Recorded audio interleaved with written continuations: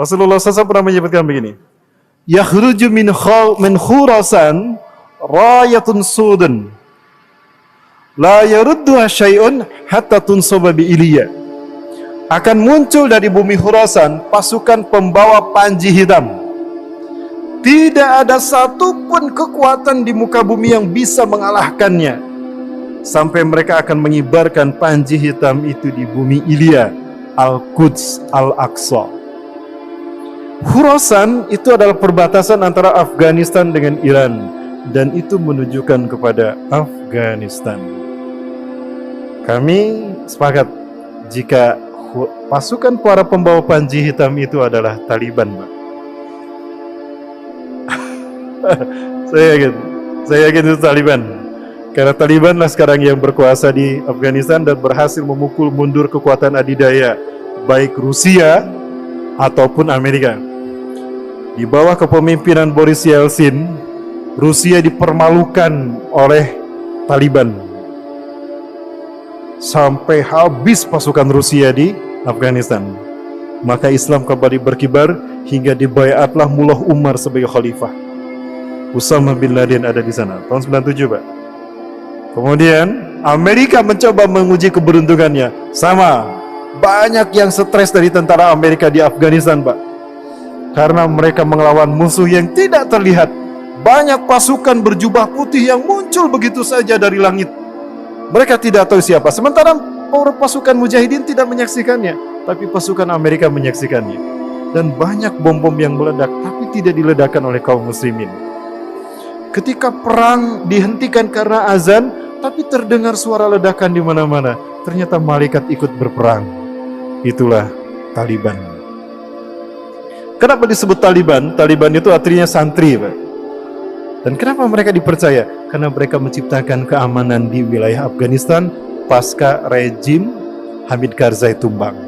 Hari ini Taliban menguasai Afghanistan dan menyatakan bukan lagi Afghanistan, tapi International of Islamic Emirate Afghanistan, IIA.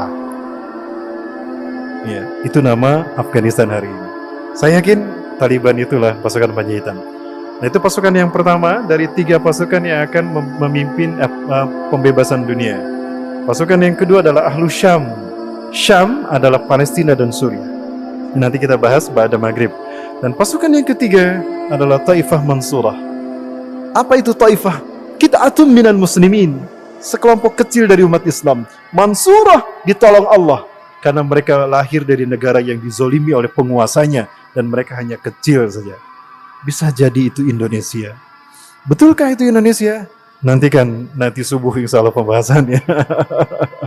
Saya tidak mengada-ngada Bapak Ibu. Dan saya tidak mengatakan merah putih yang disebutkan Rasulullah Indonesia. Rasulullah memang tidak pernah menyebutkan Indonesia. Tapi demi Allah, Rasulullah dalam Sahih Muslim menyebutkan merah dan putih. Saya tanyakan kepada ulama-ulama Palestina langsung di Masjidil Aqsa, Pak. Dan apa jawaban mereka? Nantikan subuh nanti saya bahas. Nantikan jawabannya. Dan kita lihat Agustusan di Palestina, di Gaza. Mereka mengibarkan bendera kita dan mereka mengumandangkan lagu Indonesia Raya. Di saat mengibarkan bendera merah putih, bendera mereka belum mereka kibarkan. Kenapa mereka tidak mengibarkan bendera mereka lebih dahulu? Mereka mengatakan, bendera kami masih dijajah, rakyat negara kami masih dijajah. Maka kami kibarkan dulu bendera kalian sebagai isyarat jika kalian merdeka memimpin dunia. Di saat itulah Palestina merdeka untuk selamanya. Allahu Akbar. Ya, kebangkitan Turki ini akan menjadi pembuka bagi pembebasan wilayah-wilayah yang ada di seluruh dunia, terutama Jazirah Arab. Ketika Imam Mahdi dibayat, Bapak Ibu ingat Imam Mahdi akan dibayat ketika ibadah haji hanya sedikit dilaksanakan. Aneh sekali, padahal di saat Imam Mahdi muncul, kalau di akhir zaman, berarti umat Islam mayoritas. Tapi kenapa hanya sedikit mereka yang beribadah haji dan umrah? Nah, bisa jadi karena pandemi. Sedikit kan yang beribadah haji. Kemudian Imam Mahdi akan dibayat setelah matinya seorang raja, lalu diikuti oleh pertarungan 3 putra mahkotanya berebut kekuasaan.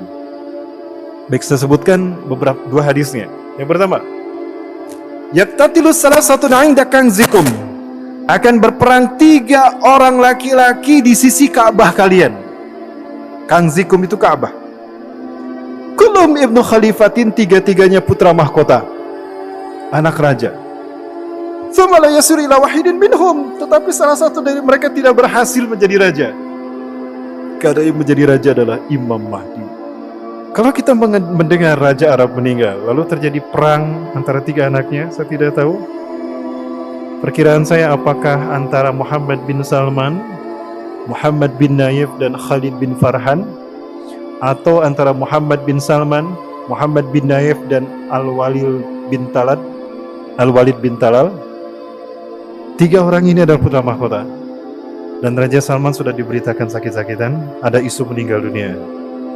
Apakah ini isyarat Imam Mahdi akan segera dibaiat di musim haji? Wallahu a'lam bishawab. Yang saya tahu, beliau dibaiat pasca ibadah haji. Dan hanya sedikit yang berbaiat. Dan ketika beliau berbaiat, apa yang akan terjadi? Rasulullah menyatakan, perang akan terjadi karena akan ada pasukan yang memerangi Imam Mahdi. Di satu hal Imam Mahdi menyelamatkan diri.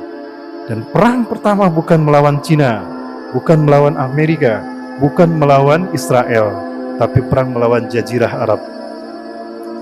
Innakum satagzuna jaziratal Arab wa yaftahuha Allah. Sungguh kalian akan memerangi Jazirah Arab dan Allah akan memenangkannya untuk kalian. Summa tagzunal faras wa yaftahuha Allah. Lalu kalian akan memerangi Persia dan Allah akan memenangkannya untuk kalian. Summa tagzuna Rum wa yaftahu Allah. Lalu kalian akan memerangi Rum, Eropa, dan Allah akan memenangkannya untuk kalian. Summa tagzuna Dajjal wa yaftahu Allah. Lalu kalian akan memerangi Dajjal dan Allah akan memenangkannya untuk kalian. Kenapa Jazirah Arab diperangi lebih dulu? Karena Jazirah Arab dipimpin saat itu oleh orang-orang munafik. Termasuk wilayah Teluk itu dipimpin orang-orang munafik. Maka beberapa negara di Teluk ini akan menjadi titik yang akan memberikan suntikan kekuatan umat Islam di bawah kepemimpinan Imam Mahdi. Sebut saja Qatar. Qatar adalah satu negara di Arab yang memberikan suplai besar kepada para mujahidin, termasuk Al-Qaeda. Kalau Inggris menjadi suaka politik bagi pemimpin yang memerangi Islam dan aliran sesat, maka Qatar adalah suaka politik bagi pejuang-pejuang Islam.